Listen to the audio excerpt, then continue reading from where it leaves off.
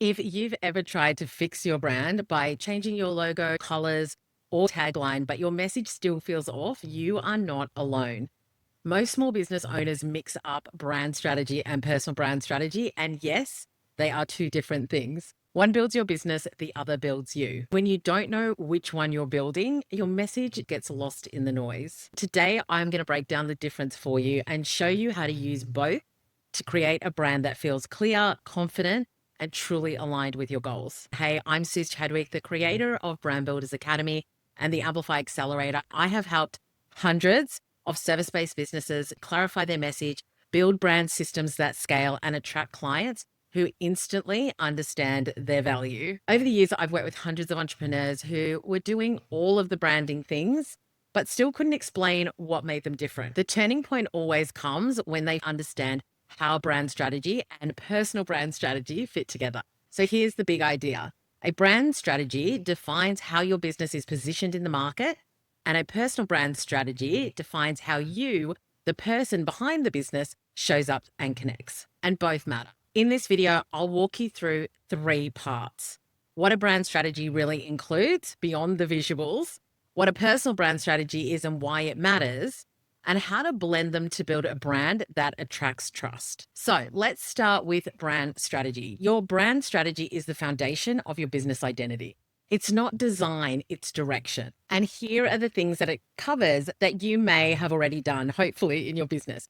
Your vision and mission, your brand values, your brand personality and voice, your brand archetype, your visual brand, your ideal client and client personas, pain points, beliefs, and objections. Your key message, your competitive advantage, your positioning, your voice of the customer, and your standout bio. So let's go through that in a bit more detail. And you can also grab the download so that you can start to work on this for yourself too. When we go through brand strategy, firstly, we mentioned vision and mission. Now, your vision is really the end goal, the thing that you're here to do. So for me, my vision has always been to help women become bold and powerful voices in the world and claim their space with confidence. That is what I'm here to do. It's what I talk about all the time. Thinking about what you're really trying to create in the world. Big vision. The second thing is your mission. Your mission is who you're here to serve and what it is that you're here to do.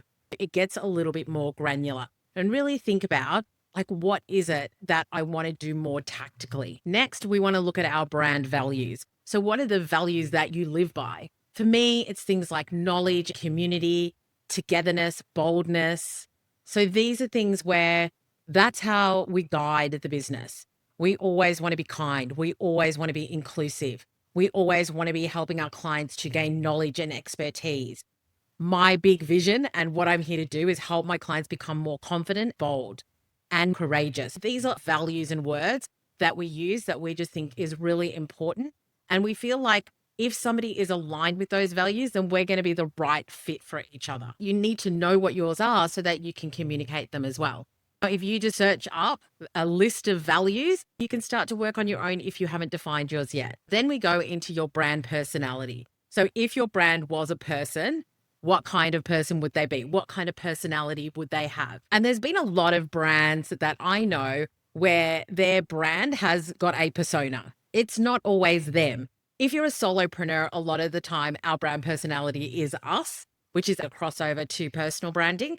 But for a lot of businesses where they may not be the only person in the business, they really have a persona for their brand. So how does their brand speak? What does it say? What kind of personality or humor does it have? Is it serious and professional? What exactly is the brand personality? Because then that is going to inform your tone of voice, and that is how you speak. So it's things like what we say and what we don't say. Do we use abbreviations? Are we formal? Do we swear? Do we not swear? So it's really defining how you're presenting yourself to the world and the way that you speak to connect with your dream client. Now, brand archetypes are one of my favorite. There are so many free brand archetype quizzes online, so you could just Google that and find that for yourself. But it's things like the rebel, which is Harley Davidson. It's the everyman, which is IKEA. The carer, which could be Johnson & Johnson, pharmaceutical companies, hospitals, etc. You could be the sage, which is the wise one. Or you could be the magician, which helps people to see transformation. When you understand what your brand archetype is, then you can also bring that in as well, because it's what people will connect with as far as their identity goes. For example, my brand archetype is the sage and the magician. Now, as somebody who loves to read and learn, I love sharing information with my clients that comes from research and from experts in the field. That's the sage. I want my clients to know that what I'm sharing with them is based in research, fact, information they can trust. The second part of that is that I'm also the magician, because I believe in manifestation and I believe in transformation and I believe that anything is possible. And that is what the magician is all about. And so I love to bring those two things together, which is the woo and the do. In your brand strategy, you're going to be taking a look at your ideal client and your client personas. So what are their pain points? What are their beliefs? What are their objectives? What are the things that they really want for themselves, their desires? Doing research is going to be one of your most powerful tools.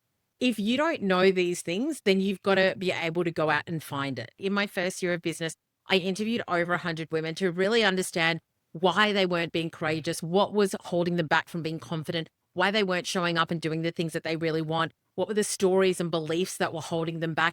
And that set me in such good stead to be able to speak directly to my audience and have so many people come to me and say, it's like you're reading my mind. And it was because I did the research. I understood what was happening for my client. And with conversations that I have now with clients in coaching calls, when I'm speaking at events, I am always listening to hear the language that my ideal client is using. And this is actually how this particular video and podcast came to be, because I was speaking at an event yesterday here in Melbourne, and I got a lot of questions about, if I don't know what to say, what do I do? And I said, do you have a brand strategy? And most people said no, which was quite surprising to me. But once again, that's the curse of knowledge, because I live and breathe this every day. I assume that other people know it. So I thought it was a great opportunity for me to speak about these two things. What's the difference between a brand strategy and a personal brand strategy? Do I need both? Does it matter? How would I create those two things and how do they work together? So I thought I'm going to address this in a video for you today, because it was from my ideal client, which is perfect. So really think about, do you know that information in a deep way? Because I think a lot of times when people first start their business, a common phrase is knowing your avatar, which sometimes is like a woman between the age of this and this. And that's great for ad targeting.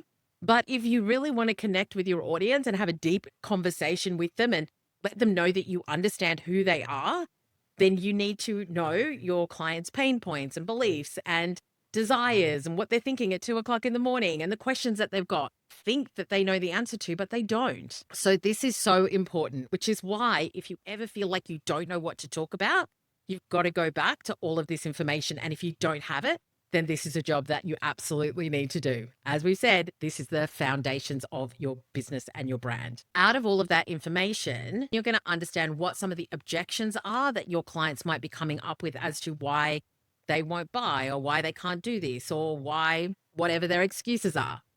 And that's going to really help you with your key message. So really knowing your key message, what you're here to say, what you're here to do, the things that you talk about is obviously really important so that people know why they would come to you. It's also going to help you with your competitive advantage. So when you understand what's happening in the market, who else might offer the services that you offer, and really think about, what is it that I do differently? What are your differentiators? Then that's going to help you position yourself.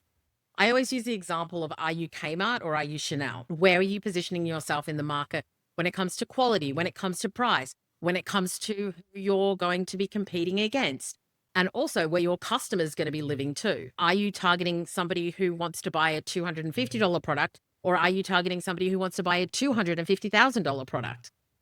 Very different language, very different positioning, very different way of communicating and connecting with them. When you understand your customer really well, you're going to be able to position yourself in a way that connects with them. Really understanding the voice of the customer as well, which is, if you do the research, the verbatim comments, the things that they say, the words that they use, how they describe their problems and desires. So you're going to be able to get all of this information, which is so valuable.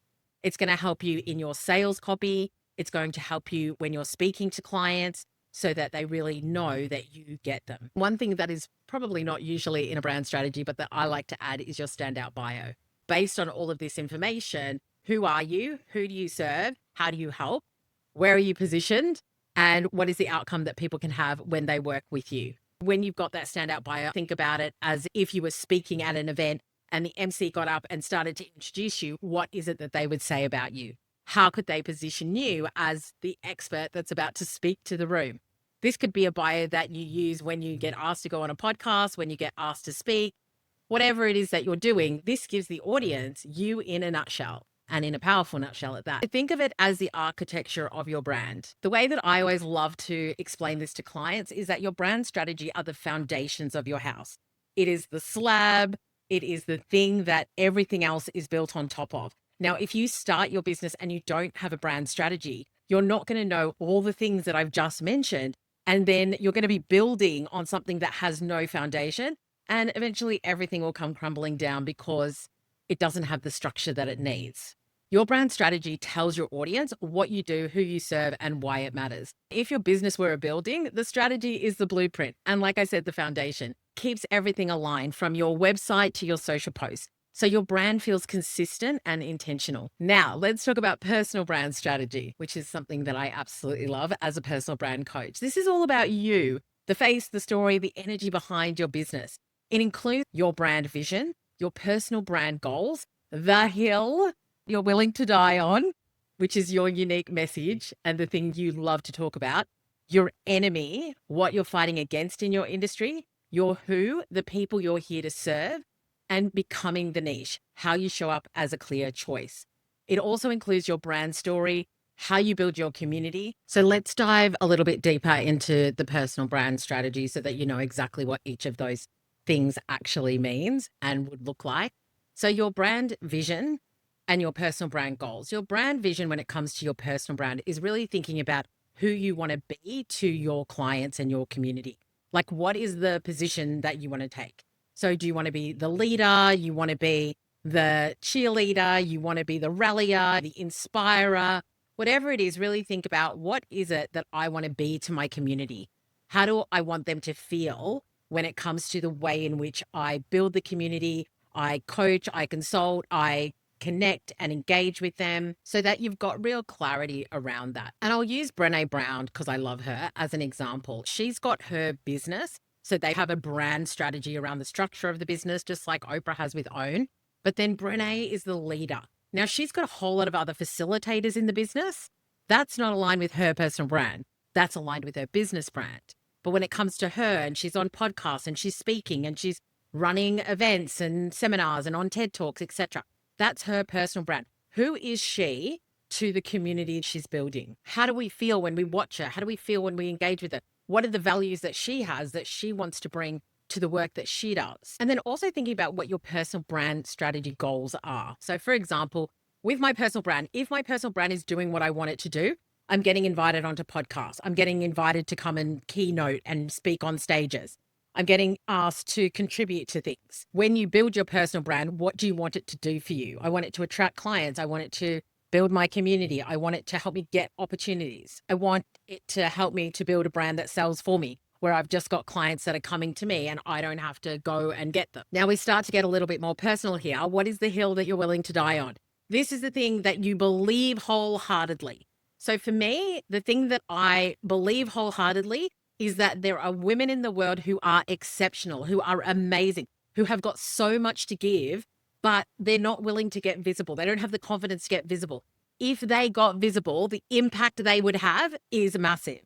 The hill that I'm willing to die on is that if you break through and you get courageous and you build your confidence, you can have the impact that you want. And I am on a mission to help more of those women to find their platform, to find that courage, to find that fire in their belly to do that so that they can have the impact that they want. And what is your unique message around what it is that you talk about? You might have isms, things that you say, the way that you say it. You might have coined a phrase. You might have a brand lexicon, which are phrases, words, terms that you use that are very much part and parcel of you and what it is that you speak about, and also how you speak. Like, it's recognizable to you. And then a really powerful part of your personal brand strategy is the enemy. It's what you're fighting against that you're seeing out in the market. For example, A big one for my clients is imposter syndrome. I'm fighting against that you don't have imposter syndrome, or that you can absolutely manage yourself when you feel imposter syndrome. All it is that your brain is saying there is something new that we need to learn. There's something that we haven't done before, but we can totally learn to do that. I am fighting against comparisonitis. I am fighting against women thinking that they need to stay small. So you've got to think about what you're fighting against. What is happening in the world around you where you're like, no, we're making a stand against that. And once again, you become known for it. But whatever you decide to take a stance against, just make it really clear and talk about it so that it fits in with the rest of your personal brand strategy and your message. And another key element of your personal brand strategy is your brand story. This can be absolutely part of your brand strategy as well, but I think that it fits really well into your personal brand strategy, where it's, why do you do what you do? How did you get here? What led you to this point? What were the aha moments that you had along the way? That forms part of your story, that helps to show people why you decided to step into what it is that you're doing now, and what is the compelling conviction that you have. And I think as a personal brand, that is one of the most powerful things, that conviction. Like, you are standing on the stage, you are saying the thing that you want to say. You're saying what you're here to do, the hill that you're willing to die on, the enemy that you're fighting against, the values that you have, what is possible for your clients, and why it matters to you. Where did this fire come from? I think that we really underestimate the power of brand story. I'm always captivated when I hear somebody telling me about how they got to where they are and why they do what they do. And I'm cheering them on. When we know somebody's story and now we're in their story, we are cheering them on. So do not underestimate the power of crafting your brand story. And if you need help with any of this, you know where to find me. Your business brand builds structure. Your personal brand builds connection. Just going to say that again. Your business brand builds structure. Your personal brand builds connection. It's how people decide if they trust you before they ever buy from you. Think of it this way. Your personal brand is the voice that speaks through your business's megaphone. So the question is, how do we blend the two together so that they work really well? So when you combine both strategies, you get a brand that's not just professional, but it's really powerful. Here's how to do it. Number one, anchor your brand strategy. Clarify your niche, your positioning, your message. Secondly, layer your personal brand strategy. Share your story. Show your personality. Let people see the human behind the business. Number three, align your communication. Make sure your visuals, your tone of voice, your offer feels cohesive on both sides of your brand. Let's use Oprah as an example. Hopefully everybody knows who that is. Her business brand, which is OWN, is structured and clear. But her personal brand, which is authenticity, empathy, wisdom, fuels it. People get a feeling from it. But the business itself has a structure. It has a vision, a mission. It's got values. It's got a point of view. It's doing something in the world. Oprah is the captain of the ship. And that's the balance you want. You want direction and connection. When you have both, that is a brand that converts. When this clicks, everything changes. Your website copy gets clearer. Your content finally connects. Offers sound like you, and clients start saying things like, I feel like you're talking directly to me, which is exactly what we want. That's the power of clarity. And it's exactly what we build inside Brand Builders Academy with my clients, because clarity creates confidence and confidence creates clients. So here's your 24-hour action plan. Grab a piece of paper, draw 2 columns, label one brand strategy and the other personal brand strategy. List what you already have and see what's missing. You'll instantly see where your brand feels unbalanced. And if you're ready to fill in those gaps and create a brand that's consistent, clear, and client attracting, then obviously you can also come and join us in Brand Builders Academy.